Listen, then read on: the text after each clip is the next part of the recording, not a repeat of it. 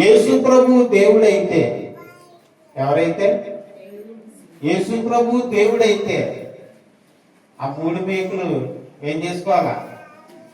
పీకేసుకోవాలి కదా, పీకేసుకుని పారిపోవాలి కదా, అంతేనా చేయవలసింది?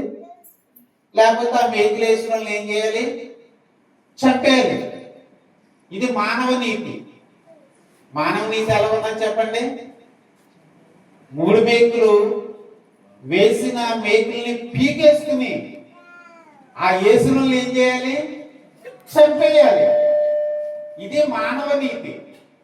కానీ దేవుని యొక్క నీతి, దేవుని యొక్క కృప ఏంటంటే, నిన్ను మేకులు కొట్టినా, పిడుగుద్దులు గుద్దినా, ఉమ్ములు వేసినా, హేళన చేసినా, అవమానపరిచినా, నిన్నెవరు కొట్టారో చెప్పు అని ప్రశ్నించినా, ఎన్ని గేలి చేసినా కానీ క్షమించడం యేసయ్య నీతి. దేవునికి స్తోత్రం. హల్లెలూయా. ఒక అతను అంటున్నాడు, 3 మేకులు పీక్కోలేనివాడు దేవుడు ఏంటన్నాడు. ఆ 3 మేకులు పీక్కోలేదు కాబట్టే దేవుడే వీడైన. దేవునికి స్తోత్రం. ఆ 3 మేకులు పీకేసుకుంటే దొంగడైపోయినాయి.